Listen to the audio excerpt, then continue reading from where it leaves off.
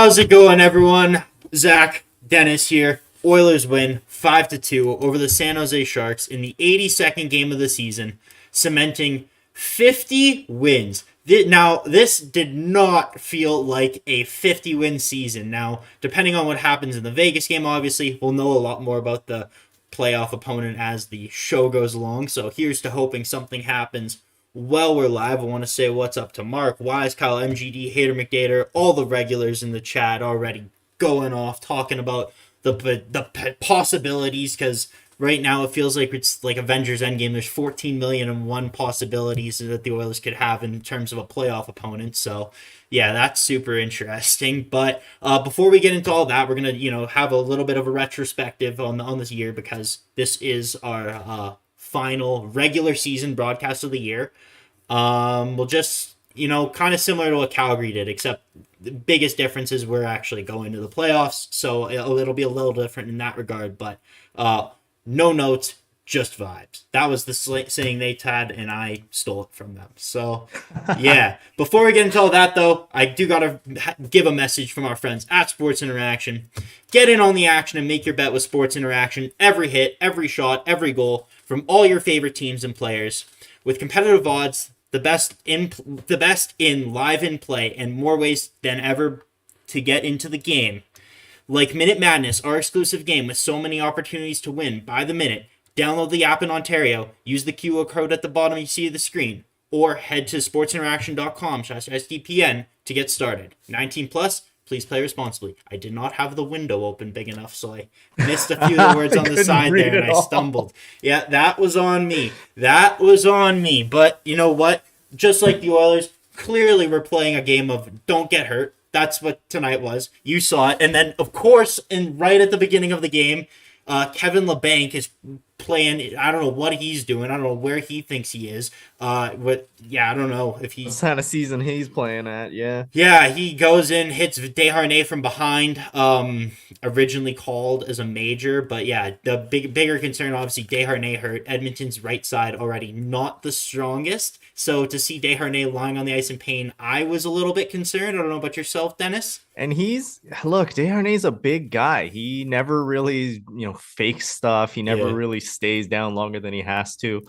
So yeah, it was scary to see. Obviously, he's been an amazing storyline for the Oilers this year.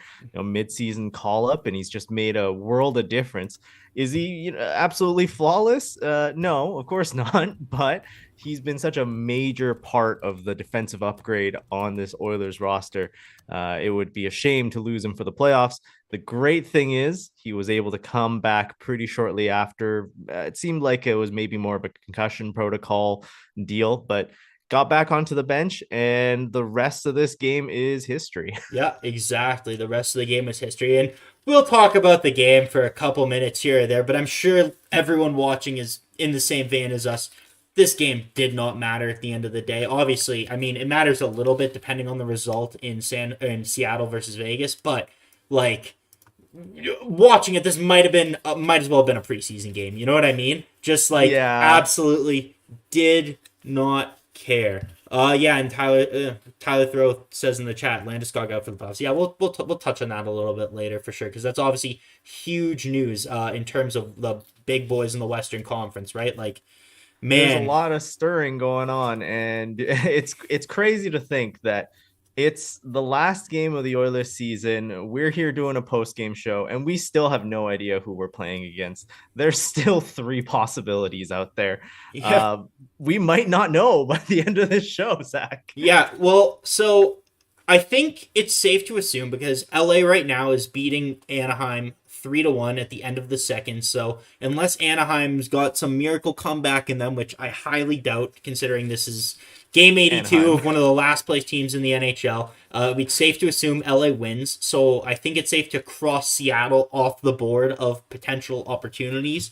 Wise Kyle says in the chat, it mattered as Skinner because he is now the winningest rookie goalie in Oilers history. Thank you for bringing that up, Wise Kyle. Yeah, but we shouldn't say it didn't matter, because if this game didn't matter, the Oilers wouldn't have dressed 97-29. Stuart Skinner wouldn't have started, but Stuart Skinner gets the record for wins as a rookie goalie for the Oilers. He beats Grant Fuhr, super impressive. But yeah, I don't know what else much else there is to say about that, Dennis. Look, there's a huge number of records. Surprising, right? It's the end of an 82 game season. Like you said, it didn't feel like a 50 win season, No. but it was. And the Oilers got out of it with a couple of records. Mm-hmm. Obviously, the big one that happened a little bit earlier, a couple games earlier, McDavid, Draisaitl, Nugent-Hopkins, 100 points each. It's been a Well, long time oh since yeah. someone has done that. Oh my God, there's a ton of things. Like we can go down the list. I mean, Leon added 3 points tonight. He had 124, I believe, going into the game. That would put him at 127 now. That's literally the second most points, not including Connor McDavid in like the salary cap era, I believe. Nikita Kucherov with 128 is the only player to beat him, and he won the Hart that year. It was funny. I was thinking about this during the game because again, it was so hard to take notes. But yeah, Glendale Hawks in the chat don't recognize that name. So thanks for That's a joining new us name. here. Happy with the consistent defensive effort over the last month. Yeah, the Oilers for like the last 4 months have been a top 5 defensive team in the NHL. Goaltending like periodically has made it a little hard to recognize that, I think, from an outside perspective. But in the market, from the moment, especially Matthias Ekholm got here, they finish off 17-2-1. Isn't that insane? Like that insane. That's why it doesn't feel like a 50-win season, right? Because again, and I go back to this show, it was a Saturday afternoon, mid-December. You were out running errands, doing chores, doing what you got to do. It was a solo show for me, and the Oilers ended up losing to the Anaheim Ducks, and that was the absolute low point for me. I remember I genuinely believe they weren't making the playoffs. I was trying to think what we're going to do. I was getting ready for all of the, the customary articles that come with when the Oilers do bad. But then who's going to want to move out of exactly. Edmonton? And then like a bat out of hell, kind of right at the beginning of January, when the ball dropped, the year changes to 2023, the Oilers turn into the best team in the NHL. Literally finish the year with a better winning percentage than the Boston Bruins in 2023. Yeah. Strongest end of the season of any NHL team. And you know what? You mentioned Ekholm's name already. He's just been such a stabilizing presence. How many times earlier this season were we ragging on guys like Nurse and Cece and Kulak, especially when he couldn't stay on his feet, like in the first couple of games of the season, kept falling over. Obviously had to make a couple of sacrifices and Tyson Barrie to move out, but all in all, like I am so happy and so proud of this Edmonton Oilers team right now. Mm-hmm. There's just nothing really we can say more. Like they are a defensively stubborn team. Like they don't want to give any pucks up anymore. The forecheck is incredible. Big body. Everyone's playing like they're actually believing they're going to win the cup, right? And what a contrast to, I mean, some of the play that was happening earlier on in this year. We ragged about them a lot. And I'm glad you brought up the lowest point of your season, because we obviously are new doing sports media. Yep. Zach and I started Game Over Edmonton as completely fresh faces. Avery obviously has a wealth of experience. Avery was our Sean Horkoff, our experienced veteran center, He was our veteran leader, our mentor. And early on in the season, you guys clearly in chat, you get our reactions live on camera. But in the group chat, as we're dealing day on day, just looking at a team that's exactly 500. There were times when we lost to like Carolina and LA, and that would just send us down this horrible spiral of we're wasting McDavid's years, we're wasting Draisaitl's years. I'm so glad that now we can say it. The Edmonton Oilers are a cup favorite. Absolutely. Going into this Stanley Cup. And again, we'll get into the playoff stuff. We'll get into all that. And I want to just echo what you're saying. I am so proud of this team. I have never felt this happy and this confident with the Edmonton Oilers in my entire life. Literally since from the day one I started watching till today. I have never felt more confident in the Edmonton Oilers doing well in the playoffs. Now, that statement could come and bite me in the ass and whatever. You never know. But I just looking back on this season, I think it's safe to say, or one thing I wanted to say is that like just in these 82 games, we as Oilers fans are so lucky watching the players that we get to watch on a night to night basis. We get to have more fun than any other franchise or any other fan base because we get to watch the two best players in the NHL every single night do do preposterous things with the puck. Preposterous. Like Leon had a wide open net and does a spinorama 360 backhand pass to Evan Bouchard for a tapping goal just to get him the bonus, right? Like this team is close. You can see how tight they are off the ice. They want to win for each other. It's inspiring to watch. They're phenomenal. They are a great team. They put together a 50-win season, 109 points. They can beat anyone. They beat Boston. They beat LA twice. They can beat anyone. They beat Colorado two days ago. I'm putting all my eggs in the Oilers basket this year. I'm so excited for the playoffs. This is another thing, and we can continue to talk about the players' personal achievements. But if you look at it this way, think about the awards coming up. The Hart Trophy will be won by an Edmonton Oiler. The Ted Lindsay will be won by an Edmonton Oiler. The Rocket Richard will be won by an Edmonton Oiler. The Art Ross will be won by an Edmonton Oiler. The Calder Trophy will 50-50 shot will be won by an Edmonton Oiler. That just leaves us the Stanley Cup and the Conn Smythe. Will they be won by Edmonton Oilers? I believe, you believe, I know everyone in the chat believes. So, man, I cannot tell you how fired up. It was like the trade deadline. It was, you know how as we were getting close to the trade deadline, every show we inched up on it, like for the 10, we'd spend 10 minutes talking about the game and 50 minutes talking about deadline possibilities, right? That's how it felt with the playoffs. It was like slowly shifting from each game. We'd spend less and less time talking about the game to just, okay, what's LA doing? What's Vegas doing? What's Seattle doing? And now we're finally here. I can't believe it. It feels like just yesterday, it was that funeral march into Rogers Place where it's like, okay, game 4, man, the inevitable is probably going to happen, right? Like, it feels like just yesterday, and now we're back here again, and I know I've been talking for quite a while, so I'll let you jump in a second. But the one thing that I want to say is, watching this team now, watching Connor, watching Leon, there is a different feeling in their auras, not just the points they're putting up, because those points have always been there, but I never understood why acquiring someone like Duncan Keith and Stanley Cup pedigree, or, going back throughout the years, and why they're trading for people who have won the cup before. You can see the impact that each playoff series they played last year, and especially the loss to Colorado. You can see what they learned. You can see the drive in Connor McDavid. You can see how he will not be denied, and you can feel it every time you watch him step out on the ice. And tonight, obviously, he took it super easy. Like, I have no clue what his ice time was. I can't imagine it was over like 16 minutes. But no, and 15 minutes for Connor McDavid. So your first goal tonight is clearly to see no one taken out of the lineup for the next game. Right, that was your motive if you were on the Edmonton Oilers, especially if you're playing against the San Jose Sharks, a team that's mailed it in for quite a while.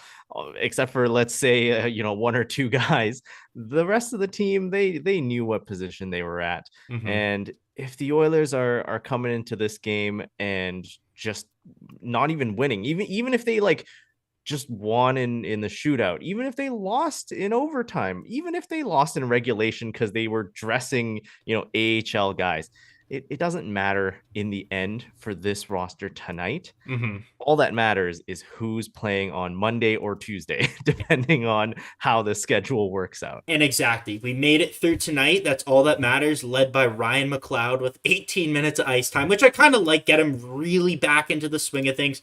Cody Ceci, Ekholm, and Nurse still managed to play over 20 minutes. What else is new? Those guys are absolute beasts. Matthias Ekholm can't turn it off. There was a number of times Sharks were just skating and Ekholm sent them flying just because he's such a beast. I want to just thank, David and Ridiculous Nico for all the nice things they're saying in chat. Maya Kenyon obviously saying that the Ekholm trade was huge for us. We know Ekholm is, my God, playing like a top 5 defensemen in the NHL. The Edmonton Oilers are finished the season 17-2-1 with Matthias Ekholm in the lineup.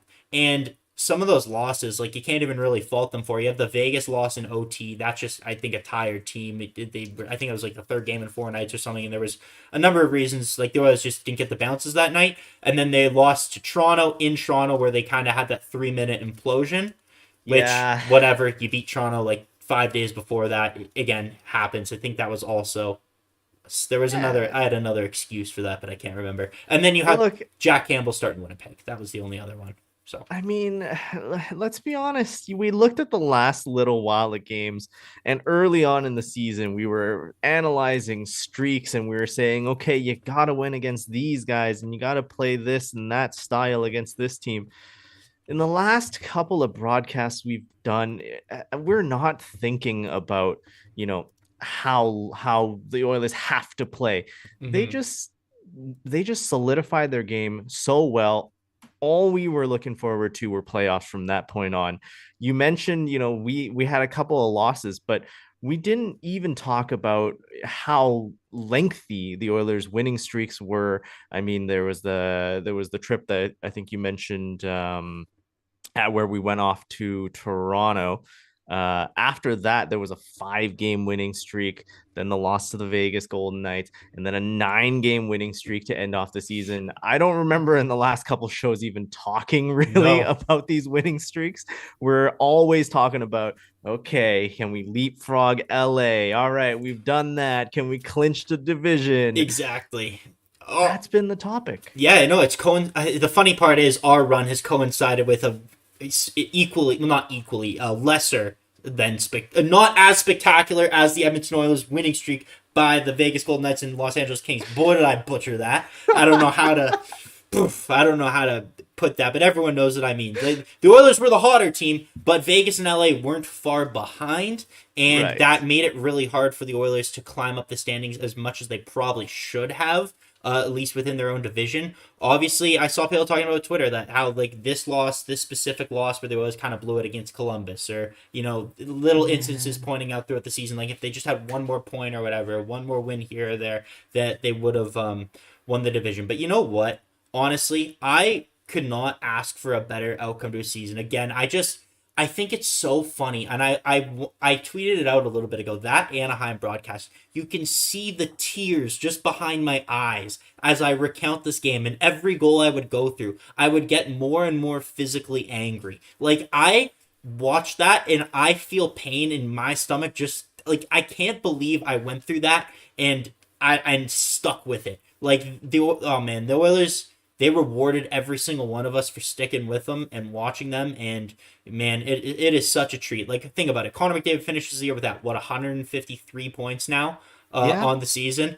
What, Unbelievable. 153? Yeah, So 153. I believe that I think there's one guy with one. I can't remember, but essentially, I believe pretty much only Steve Yzerman would have more points. Steve Yzerman, Gretzky, and Lemieux ever in history. Like, did you ever? And I love going back and talking about the Yakubov and the Hall and the Eberle years. You could. I couldn't even comprehend going back in time and telling myself that in 10 years there'd be a guy putting up 153 points for the Edmonton Oilers. I think you're pulling my leg, or.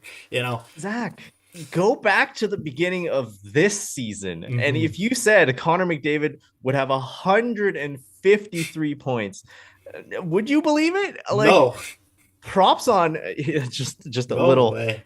little tangent here, and props to Adam, obviously from SDPN's SDP show.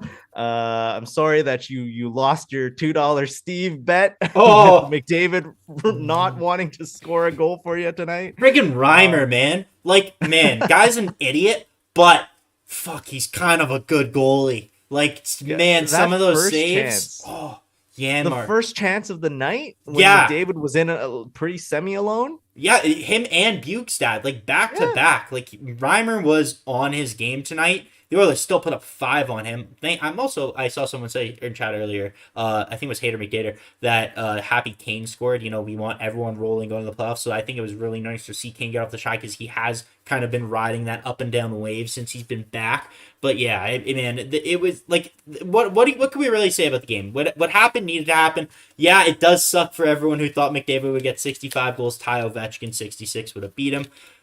I think if Connor really wanted it, really cared, he would have gotten it. But it doesn't matter to Connor. Now we're going to see the real Connor. Like, it's so hard for people outside of the market, I think, to understand when we say, oh, McDavid is going to take it up a notch when we get to the playoffs. But Connor McDavid is going to be a significantly better player when next time the Edmonton Oilers are on the ice than he has been for the last 50 games of the entire NHL season. Like, Connor McDavid, I will put money on it now. If you want to $2 Steve this to the moon, $5 Steve it, I don't care. I'm telling you, it's guaranteed money. Connor McDavid will lead the Edmonton Oilers in hits in the first round. He will put his money where his mouth is. Not only will he lead them in scoring, but they will do everything to win. Like last playoffs, I remember a quote from Kyler Yamamoto talking about how he was so jacked up. He was such a buzzsaw. He almost didn't know where to put his energy, right? And the LA Kings were kind of able to jump on them just how loud the crowd was, how dynamic the building was. It was almost an overwhelming feeling. I don't think, regardless of who their opponent is, we'll be able to jump on them in the first game like they did last year. There are mistakes the Oilers made in the first round that I think they'll eliminate just because of experience. They won't take their foot off the gas pedal in the middle of the series like they did against LA last year. They understand how good LA is. They know no matter if you're playing Seattle, they could be in a playoff series against the Columbus Blue Jackets, and you will see Connor McDavid treating it like he's playing the 1985-86 Edmonton Oilers, the best team of all time. Just to the moon, or to the floor, and good morning, Element. Sorry, I'm so excited for the playoffs, man. We're gonna get, it's gonna be so fun. Such a treat to watch. We're lucky. This is why we're hockey fans, right? Like, end of the time, you look at it and the lows, like you mentioned, especially when you're doing the broadcast, I think it's something that, having never done it before, it definitely hits you early on, the nerves. What do you say? What topics do you go over? But like you mentioned, having the experience of doing a game solo where you lost to Anaheim, a bottom dwelling team, once you get through that sort of heartbreak, if we put it in that term, it makes riding the highs all that more important. And right now, I mean, the team is at an all-time high, but you look at this roster, and with a couple exceptions, like a Costin, like everyone else has playoff experience, right? Everyone's gone through the struggle of last year. You know what? And well, yes. Yeah, you know what? It's funny, and I was listening to Edmonton radio a little bit earlier today. You know what? The Edmonton Oilers are one of the, or if they were to win the Stanley Cup, would be one of like only 5 teams in the last 98 years that do not have a person who has won the Stanley Cup prior on their roster. So they have that experience, but I almost like this experience better than getting a Duncan Keith who's won it before. You know what I mean? This is earned experience. Exactly. They have that desire. It's that experience. You got so close. You were able to taste it, but you lost, and you know that feeling, and you know where you made your mistakes. You can recognize that. Like, if me being some layman, just some fan on TV, is able to point out game 1, game 4, whatever, against LA, Jay Woodcroft knows. Jay Woodcroft is planning. One thing I keep forgetting to say, because I keep getting into it when I start talking, but we got 44 people watching. I'm sure we're going to have a ton more later. We got 20 likes. Let's just make a simple like goal, 52 today. Not much. Once you get to the playoffs, you guys better know we're jacking up those like goals. So I expect, just like the Oilers and McDavid are going to bring it, I expect every single one of you to bring it. Ridiculous Nico says in chat. Sorry, here, Dennis, you go ahead and I'll read it after. Hey, I just wanted to bring up the fact that we couldn't have done it without the fans. I mean, it's obviously a new show. Game Over Edmonton was an experiment, right? Let's be honest. It was so ambitious for the SDPN to go from Game Over Montreal to suddenly expand to all of these markets, but it wouldn't be possible without you, the fans, watching every game, post game, when it's either 10 o'clock at night or midnight or 3 a.m. in Germany, Australia, Texas, everywhere. Me and Dennis were flabbergasted every time someone says where they're from. We couldn't believe the support that we're getting from you guys and continue to get. It seems to grow every single day. You guys are awesome. MGD has been the MVP of the chat. There with me on a Saturday night against Montreal, the only person in chat. It was a one-on-one, me and MGD. But every single one of you, Caitlin in chat says, this is my first time tuning into Game Over Edmonton, Winnipeg. Super fun to watch. You guys are passionate, knowledgeable, candid, and professional. Steve Dangle on brand. We love you. Thank you so much. I hope you're back for the playoffs. I hope, unlike Listen Brady, who are on the Jets bandwagon, what a waste of 8 days that'll be. But thank you. I hope you, when the Jets do lose, I can't be talking bad about other teams. I'm, again, believer in karma. I can't. I shouldn't be. I really shouldn't be doing that. I gotta watch what I say. But thank you for the support. We appreciate it. We hope that you do jump on the Oilers bandwagon at some point, because there is always room on the Edmonton Oilers bandwagon for every single person. And for some reason, a lot of the Game Over folks are choosing to root for the Toronto Maple Leafs, which is just blasphemous. I don't know why you'd not want to cheer for greatness, but I guess that's just me. You guys need to hop on the other shows here and tell them, like, hey, who are you cheering for after your team drops off, and tell them to go to Edmonton. Because I know internally we have a little bit of a deficit here on the Edmonton side. But you know that when we start a new show like this, the reason why we talk so much about chat and engagement and likes and Twitter and all of these things, it's because honestly, we started from no viewers. I know, Zach, you had a Twitter account prior. I started from zero when I first started doing this show, and it's just knocked my socks off. The support of everyone watching, and the fact that people are watching live, people are watching the next day, on their commute to work, and we're hitting like thousands of views on videos. It's unreal, and honestly, we couldn't do this show without you guys. We talked about it, Zach, but like, getting back to the Oilers, like, there were some, you mentioned low points, but there were an astonishing number of high points at the end of the season here as well. If you just had to pick one high point, if you could do it, what would it be for you? Oh, there's so many. There is so many, man. So, I could walk you guys through a dissertation on why the Oilers season was just awesome. I could go through 200 different events. This was the most fun I've had watching a season. This is the fastest a season has ever gone for me. Again, I said it earlier. It feels like just yesterday they were losing to Colorado, and we have now pushed through 82 games. Another thing I do want to say before, and I'm going to say your question. This is a high point. I think it's a high point for both of us, and then we can both answer your question. The Oilers finished the year with 325 goals on the season. So what that means after 82 games, first of all, the Oilers are the highest scoring team in the NHL, I believe, by a little bit of a margin.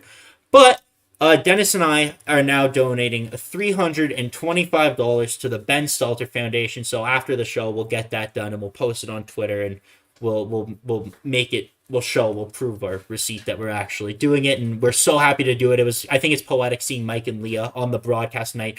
Definitely brought some tears to my eyes. They're just so emotional listening to them speak, and just a cause you want to support.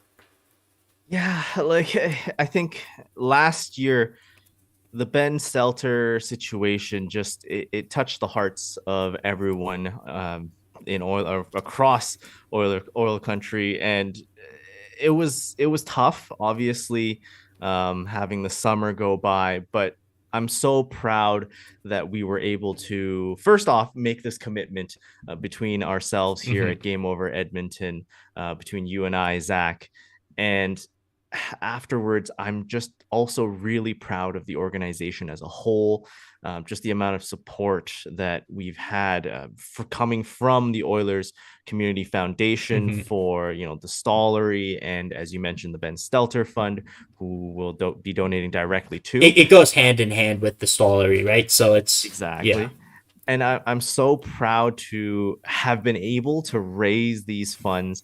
I'm sure the viewers of this show, you feel the same way. If you're able to, if you're financially, in a position to, we'd welcome any donations to the Ben Stelter Fund. You can find them just on Google, benstelterfund.com. They have a whole bunch of awesome initiatives that just benefit kids who are in some of the toughest battles of their lives. And I'm so proud to be able to do it with you, Zach. Mm-hmm. I'm so Same. proud to be able to Likewise. just tell all of our fans about such a worthy cause. And I'm hoping that we can raise a lot more money throughout this playoff push because there's more to Absolutely. come. We'll come up. We're gonna put work on putting some sort of charity drive for the playoffs together. But yeah, you just during the broadcast when they said the number, I think it was like 5.6 million to their, and you could see like the disbelief in their parents' faces, and obviously they went through like a tragedy, like a tragedy that most people cannot imagine. But to see like what they've made of it and how they're helping other families in a similar position is just so inspiring. And I obviously we're doing our small part, and hopefully everyone else can help do theirs. I like MGD. Thank you for telling me to remind everyone to click the like button because obligatory like button request. Thank you. And then MGD also says that Anaheim is now only down by one. So let's see what happens there. Maybe Anaheim will make me eat my words, and I'll be ecstatic. But Dennis, What? just to go back and answer your question, sorry, because I definitely took us on a very long and windy road to get here. No, I think I couldn't have put it any better way myself, man. Mm-hmm. Like it was an awesome goal, and I just wanted to tell you guys, Zach was the one that formulated the idea, brought it all to fruition. Mm-hmm. We're just so glad to be able to make as much of a difference as we can here on Game Over Edmonton. Zach, just props to you, man. It's easy to it's an easy cause to support. It's a very easy cause to support. So I don't deserve much props, but I appreciate it. So thank you very much. But yeah, like man, if selfishly, and now just to transition a little bit back on the others because we've been talking. This has just been a game over retrospective, which I love. I love, but to talk It's a little game bit more, 82. exactly, game 82. We're reminiscing. We're reminiscing. And I know Ottawa did it, and I know Vancouver did it, and I know Calgary did it, and I know Montreal did it. But the difference between us and them is we're going to the playoffs. And the difference between our broadcast, our team, and the rest of the other six Canadian teams is we have the two best players. Man, again, couldn't be more confident. Everyone else can eat it. This is awesome. Willie, who? Exactly. Willie who? Mitchie, what? Yeah. Is William Nylander the fourth best player on the Edmonton Oilers? You gotta ask the question, or would he be? Yeah. So my favorite thing that happened, like, how can it not be? Are we talking specific moments, or are we talking like milestones? Because like in that case, I would say like Nugent-Hopkins getting 100 points, McDavid getting 150. Like those are equal to me. You know? I think, hey, you know what? Like it could be from this show, it could be an Oilers game, it could be a milestone, it could be whatever you like, man.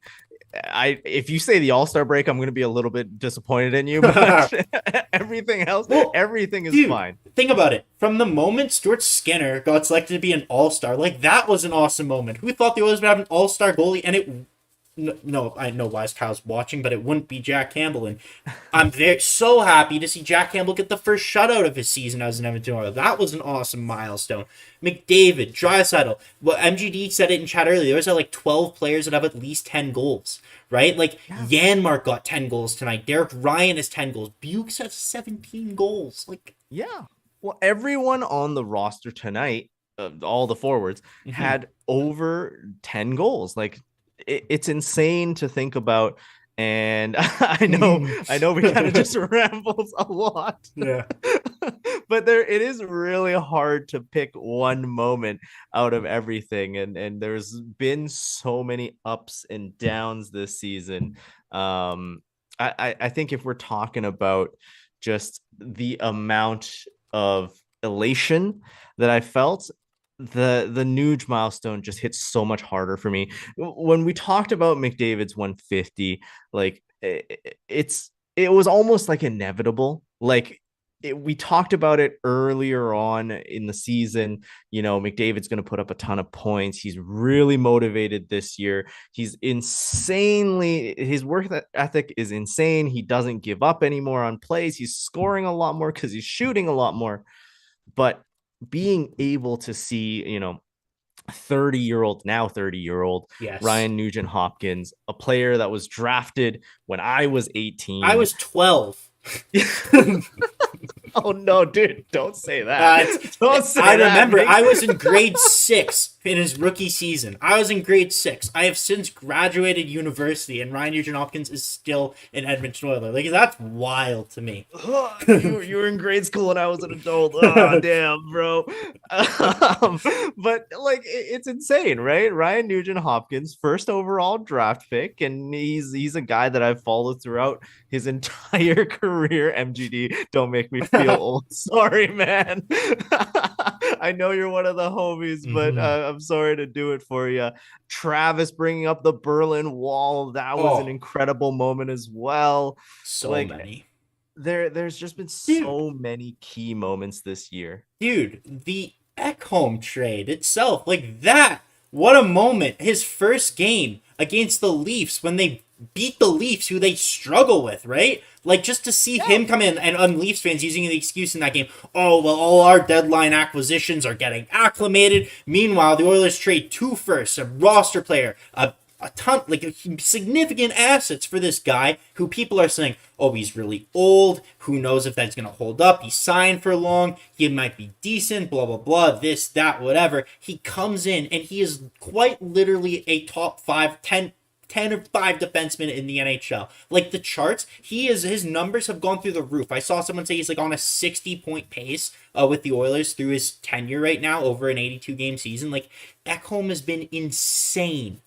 Yeah, and if you look at it, right, I knew the moment that Ekholm came in, immediately played his first game. Like, he didn't spend 24 hours in Edmonton yet, and he was already suited up, ready to go. And part of that is props to him and staying in shape, being ready for the game, and also to the organization to have all of the jerseys printed, all of his equipment ready to go for him. I know he brought it, but they had to change and make it all available in the locker room for him. There's a lot that goes into logistics. Yeah.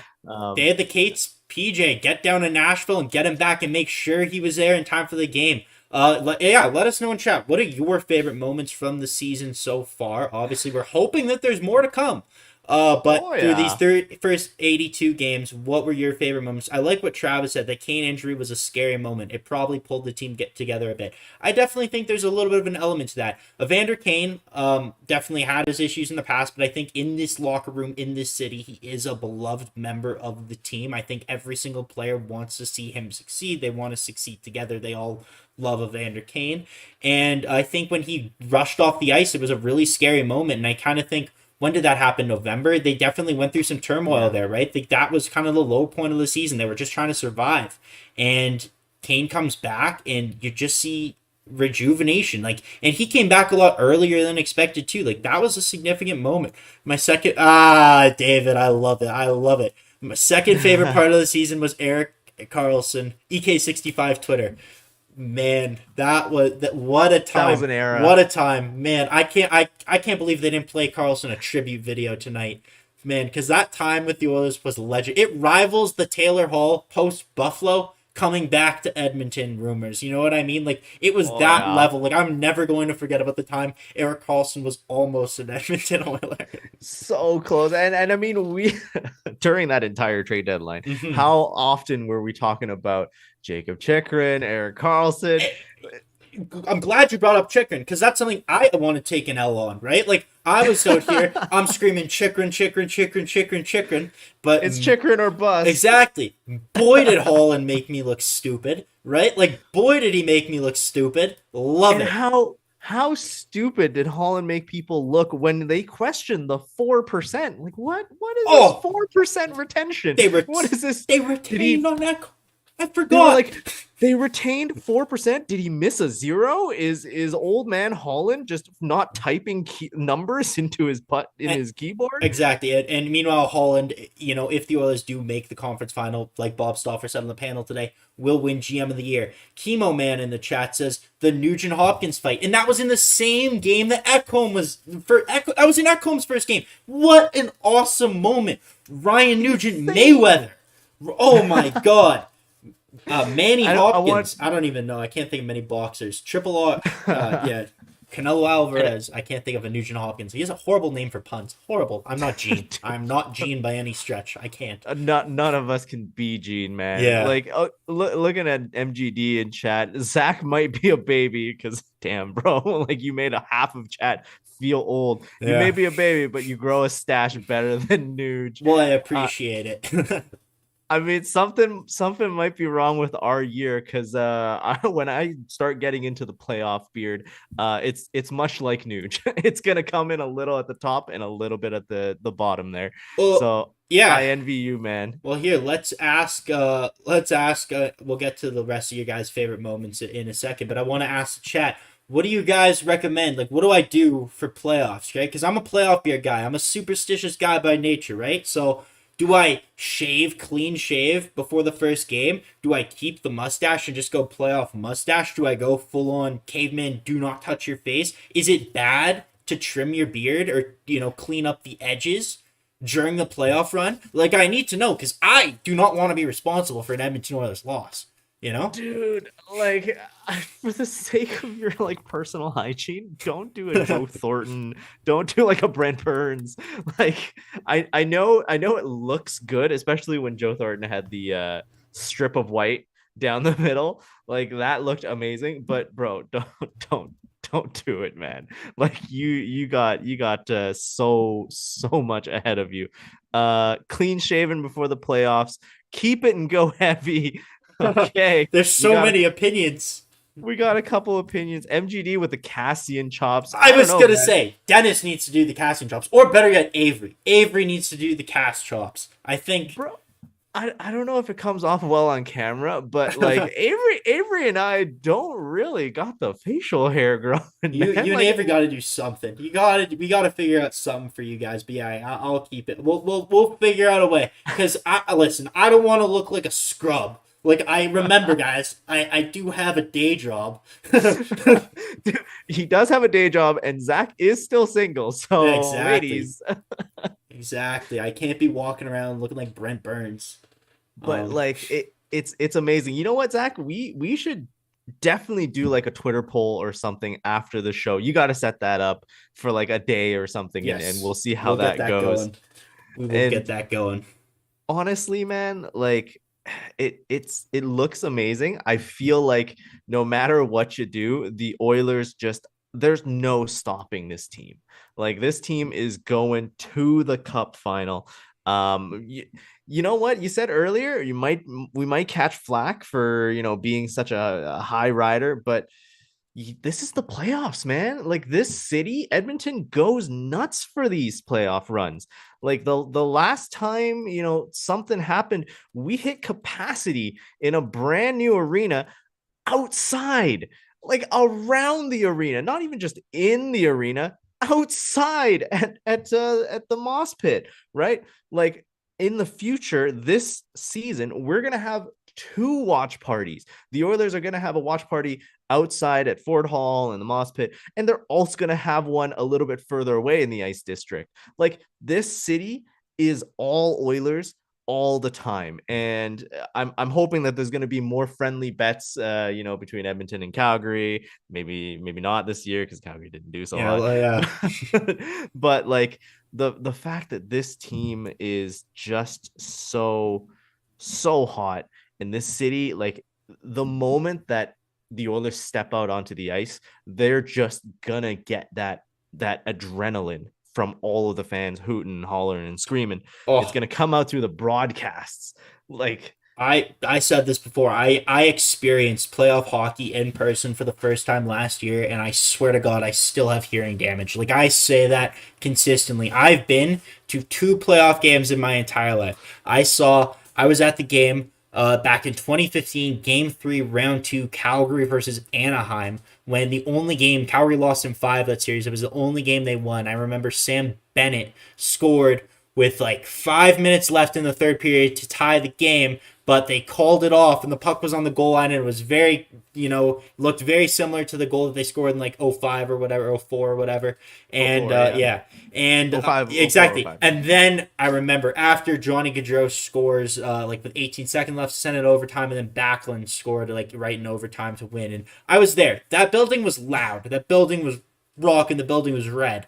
But when I went to Rogers Place, I was not expecting it. Based on my experience, I thought it'd be one thing, completely wrong. They blew the roof off. I was in the upper bowl, my favorite sections like the 220, 222, 219 area, right in the middle of the ice, second bowl, and I like couldn't hear. There was so much stimulation. I'm looking around the lights. You have Enter Sandman. You have Darnell Nurse playing the playlist for warm up. When they walk out to Enter Sandman, it's just goosebumps, right? The entire pregame ceremony, the hair on the back of your neck is standing straight up. There's nothing like playoff hockey in Edmonton. Walking around the Moss Pit, 2 hours before game time, packed to the brim. Everyone juiced, everyone jacked, everyone having a great time. There's bands playing, there's merchandise is selling, the beer is flowing, people are screaming.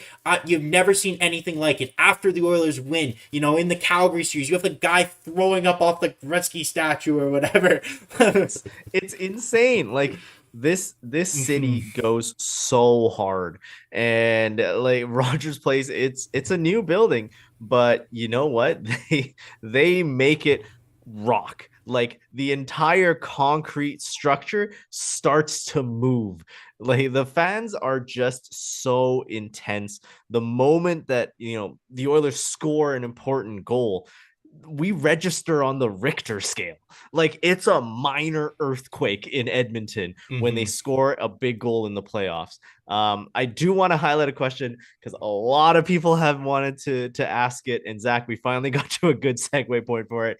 Are you going to come up to Edmonton to enjoy the atmosphere? Listen, I really want to. I really want to. Probably won't be for the first round, because yeah, there's some logistical things we got to figure out still. So I got to do those shows from Calgary because it's tough for me to broadcast in Edmonton. But boy, do I want to get up there and experience that again, right? It's also tough because Avery can only broadcast away games because he has to be at Oilers games for his actual day job.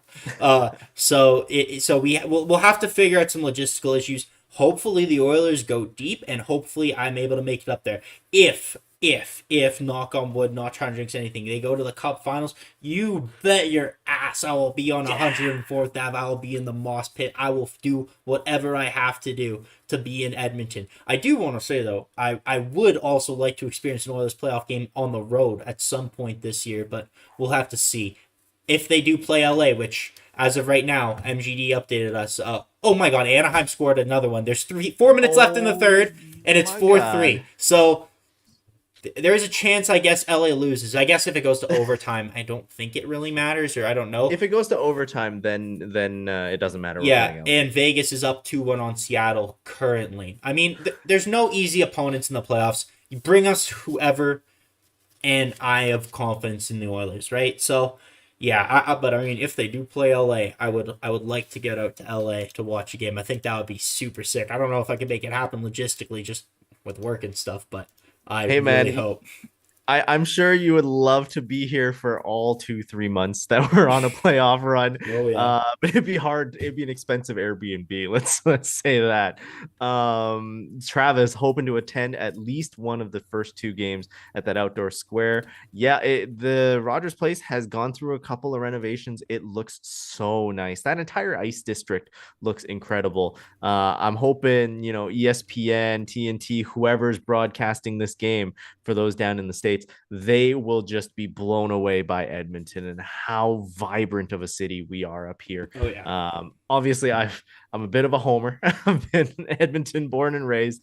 MGD with the old school, the Baccarat Casino. Yep, that's the old grounds where Rogers Place was built upon. They're gonna have a whole lot of activity in that area. Downtown's gonna be buzzing. all of the bars are going to be at capacity. I wouldn't be surprised if people are drinking till 3, 4 a.m. in the morning. Just let the beer flow. Everyone's going to be having a great time. Productivity is going to be at an all-time low. Living downtown will be difficult, as MGD has pointed out. It will be loud. There will not be a lot of sleep, but this is what we live for. This is playoff hockey. Absolutely. Absolutely, Dennis. And I think that's kind of a good place to end off tonight. We've been going for almost an hour. I think next time, but the next game over Edmonton will be after game 1 of the Stanley Cup playoffs. And God damn it, I'm hoping they win. It'll be a blast. And yeah, Dennis, I'll let you take it from here.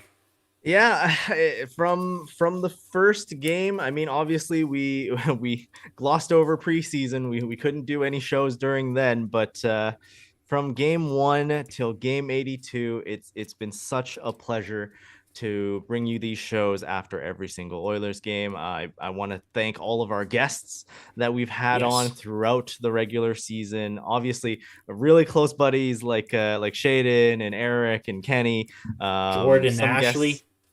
Yeah, Jordan Buhat, Ashley Collingbo Rabbit, amazing guests. Liz from Game Over Winnipeg did a show with you as well. Yes. Avery's had a ton of fantastic Eric people Zabrowski's been on. Zach Lang was his first guest. Avery just has a guest every single day. Greg Wyshynski was on the last show. Greg Wyshynski on the last show. I mean, Sebastian Jackson. Amazing folks. I apologize if we missed your name, but it's been such an amazing journey. And the SDPN crew want to thank all of you guys behind the scenes. I know in front of the camera, it seems like we just sit down and talk and all that good jazz. But behind the scenes, a lot of effort goes into it. Robert, obviously, Mod Rob, producer Rob, editor Rob, and then and then Andrew, who's having to host his own shows and at the same time manage all the tendrils every single game over across Canada, doing setting up all of the streams, all the thumbnails, all the write-ups. Incredible stuff. Much love to Rob, who just got summoned. It's like Beetlejuice. You say his name, he just shows up.